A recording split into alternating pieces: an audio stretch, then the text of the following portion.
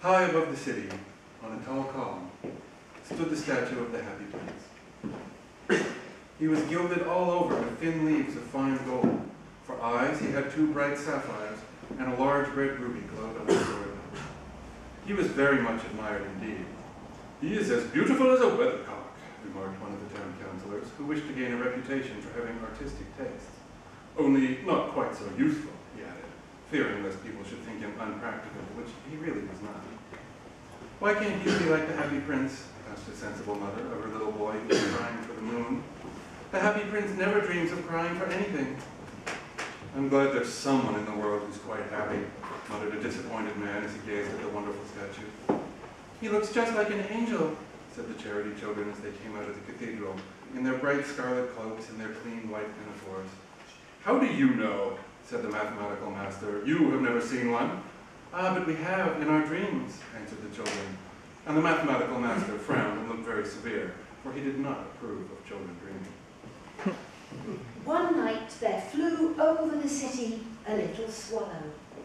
His friends had gone away to Egypt 6 weeks before, but he had stayed behind, for he was in love with the most beautiful reed. He had met her early in the spring as he was flying down the river after a big yellow moth, and had been so attracted by her slender waist that he had stopped to talk to her. "Shall I love you?" said the swallow, who liked to come to the point at once.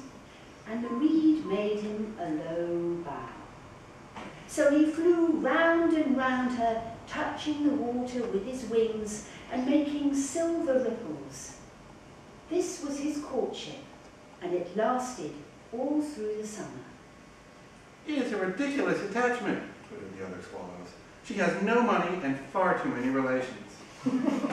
And indeed, the river was quite full of reeds. Then, when the autumn came, they all flew away. After they had gone, he felt lonely and began to tire of his lady love. "She has no conversation," he said, "and I am afraid that she is a coquette, for she is always flirting with the wind."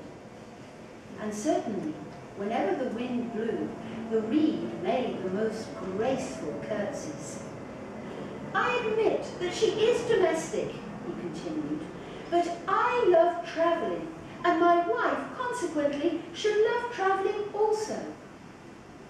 Will you come away with me?" he said finally to her. But the reed shook her head. She was so attached to her home. "You have been trifling with me," he cried. "I am off to the pyramids. Goodbye."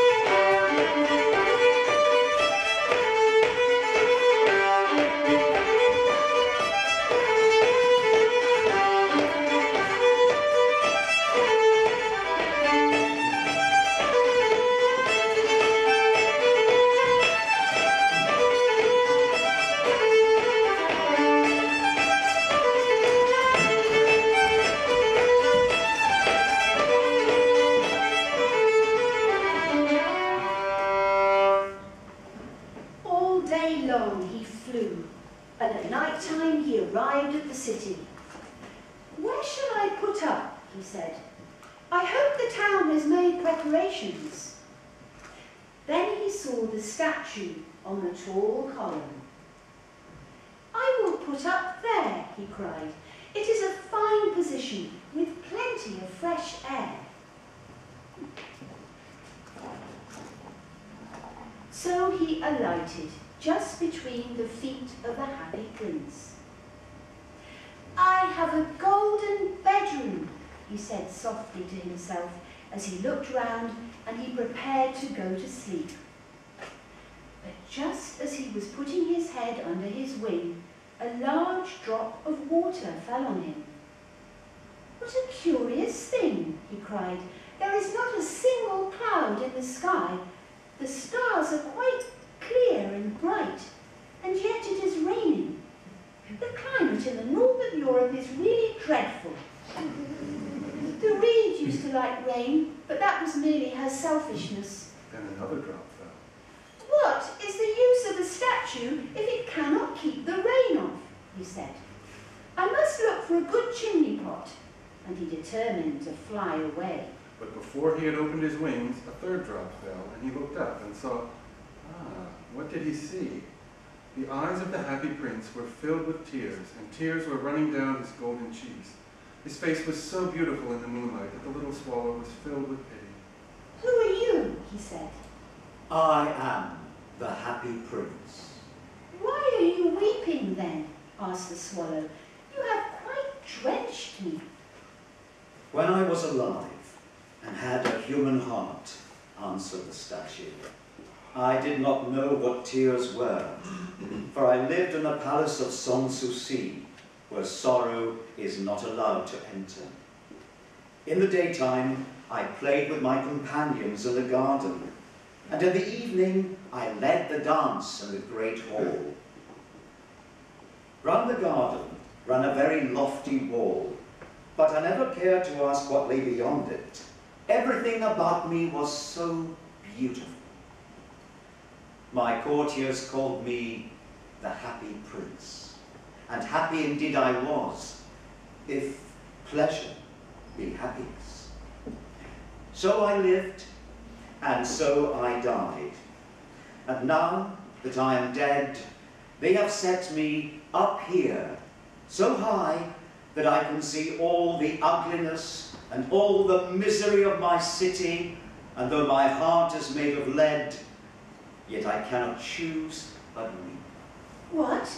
Is he not solid gold?" said the swallow to himself. He was too polite to make any personal remarks out loud. Far away, continued the statue in a low, musical voice. Far away, in a little street, there is a poor house. One of the windows is open, and through it I can see a woman seated at a table. Her face is thin and worn, and she has coarse, red hands, all pricked by the needle, for she is a seamstress. She is embroidering passion flowers on a satin gown for the loveliest of the Queen's maids of honor to wear at the next court ball. In a bed, in the corner of the room, a little boy is lying ill. He has a fever and is asking for oranges. His mother has nothing to give him but river water, so he is crying. Swallow, swallow, little swallow, will you not bring her the ruby out of my sword hilt? My feet are fastened to this pedestal, and I cannot move. "I am waited for in Egypt," said the swallow. "My friends are flying up and down the Nile and talking to the large lotus flowers. Soon they will go to sleep in the tomb of the great king. The king is there himself in his painted coffin. He is wrapped in yellow linen and embalmed with spices. Round his neck is a chain of pale green jade, and his hands are like withered leaves." Swallow, swallow, little swallow, said the prince, will you not stay with me for one night and be my messenger? The boy is so thirsty, and the mother so sad. "I don't think I like boys," answered the swallow. "Last summer, when I was staying on the river, there were two rude boys, the miller's sons, who were always throwing stones at me. They never hit me, of course. We swallows fly far too well for that, and besides, I come of a family famous for its agility. But still, it was a mark of disrespect. But the happy prince looked so sad that the little swallow was sorry. "It is very cold here," he said, "but I will stay with you for one night and be your messenger." "Thank you, little swallow," said the prince. So the swallow picked out the great ruby from the prince's sword and flew away with it in his beak over the roofs of the town. He passed by the cathedral tower where the white marble angels were sculptured. He passed by the palace and heard the sound of dancing. A beautiful girl came out on the balcony with her lover. "How wonderful the stars are," he said to her. "How wonderful is the power of love." "I hope my dress will be ready in time for the state ball," she answered. "I have ordered passion flowers to be embroidered on it, but the seamstresses are so lazy." He passed over the river and saw the lanterns hanging to the masts of the ships. He passed over the ghetto and saw the old Jews bargaining with each other and weighing out money in copper scales. At last he came to the poorhouse and looked in. The boy was tossing feverishly on his bed, and the mother had fallen asleep. She was so tired. In he hopped and laid the great ruby on the table beside the woman's thimble. Then he flew gently round the bed, fanning the boy's forehead with his wings. "How cool I feel," said the boy. "I must be getting better." He sank into a delicious slumber. Then the swallow flew back to the happy prince and told him what he had done. "It is curious," he remarked, "but I feel quite warm now, although it is so cold." "That is because you have done a good action," said the prince. And the little swallow began to think, and then he fell asleep. Thinking always made him sleepy. When day broke, he flew down to the river and had a bath. "What a remarkable phenomenon," said the professor of ornithology as he was passing over the bridge. "A swallow in winter." And he wrote a long letter about it to the local newspaper. Everyone quoted it. It was full of so many words they could not understand. "Tonight I go to Egypt," said the swallow, and he was in high spirits at the prospect. He visited all the public monuments and sat a long time on top of the church steeple. Wherever he went, the sparrows chirruped and said to each other, "What a distinguished stranger!" So he enjoyed himself very much. When the moon rose, he flew back to the happy prince. "Have you any commissions for Egypt?" he cried. "I am just starting." "Swallow, swallow, little swallow," said the prince. "Will you not stay with me one night longer?" "I am waited for in Egypt," answered the swallow. "Tomorrow my friends will fly up to the second cataract. The river horse couches there among the bulrushes, and on a great granite throne sits the god Memnon. All night long he watches the stars, and when the morning star shines, he utters one cry of joy, and then he is silent. At noon, the yellow lions come down to the water's edge to drink.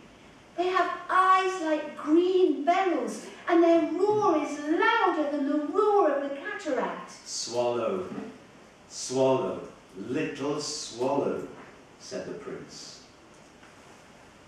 "Far away, across the city, I see a young man in a garret.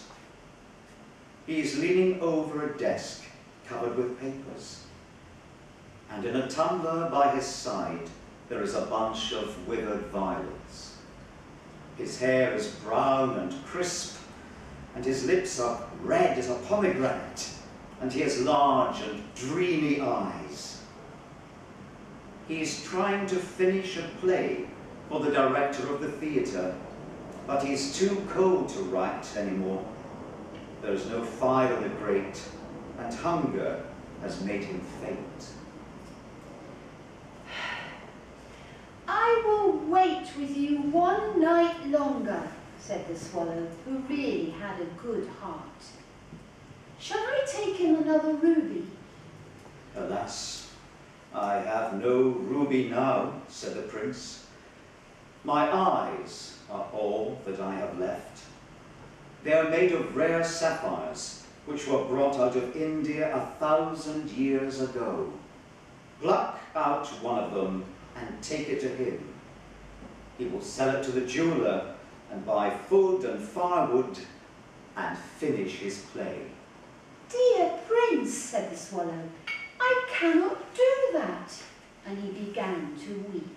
Swallow, swallow, little swallow, said the prince. Do as I command you. So the swallow plucked out the prince's eye and flew away to the student's garret. It was easy enough to get in, as there was a hole in the roof. Through this he darted and came into the room. The young man had his head buried in his hands, so he did not hear the flutter of the bird's wings. And when he looked up, he found the beautiful sapphire lying on the withered violets. I'm beginning to be appreciated, he cried. This is from some great admirer. Now I can finish my play. And he looked quite happy.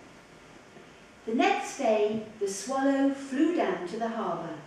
He sat on the mast of a large vessel and watched the sailors hauling big chests out of the hold with ropes.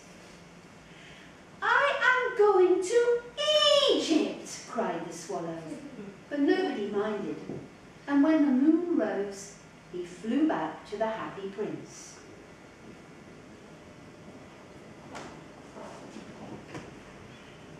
I am come to bid you goodbye, he cried. Swallow, swallow, little swallow, said the prince. Will you not stay with me one night longer? It is winter, answered the swallow, and the chill snow will soon be here. In Egypt, the sun is warm on the green palm trees, and the crocodiles lie in the mud and look lazily about them.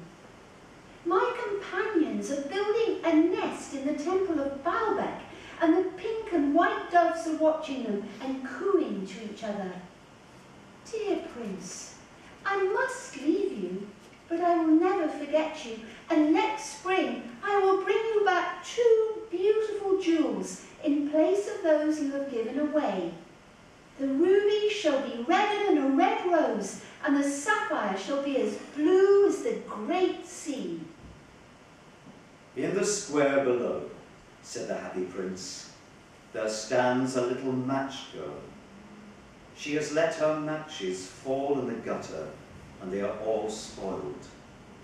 Her father will beat her if she does not bring home some money, and she is crying. She has no shoes or stockings, and her little head is bare. Pluck out my other eye and give it to her, and her father will not beat her. I will stay with you one night longer, said the swallow, but I cannot pluck out your eye. You would be quite blind then. Swallow, swallow, little swallow, said the prince. Do as I command you.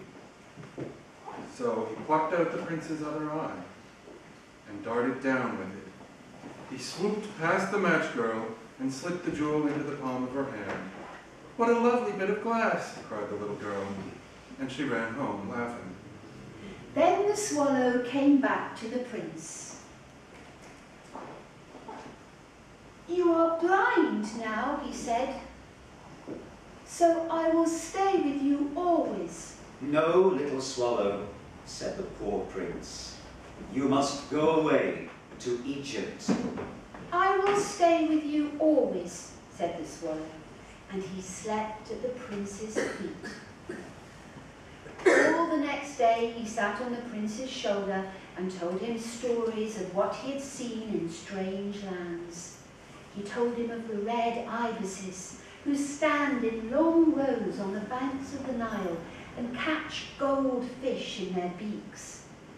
Of the Sphinx, who is as old as the world itself and lives in the desert and knows everything. Of the merchants who walk slowly by the side of their camels and carry amber beads in their hands. Of the king of the mountains of the moon, who is as black as ebony and worships a large crystal. Of the great green snake that sleeps in a palm tree and has 20 priests to feed it with honey cakes. And of the pygmies who sail over a big lake on large flat leaves and are always at war with the butterflies. Dear little swallow, said the prince, you tell me of marvellous things, but more marvellous than anything is the suffering of men and of women. There is no mystery so great as misery. Fly over my city, little swallow, and tell me what you see there. So the swallow flew over the great city and saw the rich making merry in their beautiful houses, while the beggars were sitting at the gates. He flew into dark lanes and saw the white faces of starving children looking out listlessly at the black streets. Under the archway of a bridge, 2 little boys were lying in one another's arms to try and keep themselves warm. How hungry we are, they said. You must not lie here, shouted the watchman, and they wandered out into the rain. Then he flew back and told the prince what he had seen. I am covered with fine gold, said the prince. You must take it off, leaf by leaf, and give it to my poor. The living always think that gold can make them happy. Leaf after leaf of the fine gold the swallow picked off, until the happy prince looked quite dull and grey. Leaf after leaf of the fine gold he brought to the poor, and the children's faces grew rosier, and they laughed and played games in the street. We have bread now, they cried. Then the snow came, and after the snow came the frost. The streets looked as if they were made of silver. They were so bright and glistening. Long icicles like crystal daggers hung down from the eaves of the houses. Everybody went about in furs, and the little boys wore scarlet caps and skated on the ice. The poor little swallow grew colder and colder, but he would not leave the prince. He loved him too well. He picked up crumbs outside the baker's door when the baker was not looking, and tried to keep himself warm by flapping his wings. But at last he knew that he was going to die.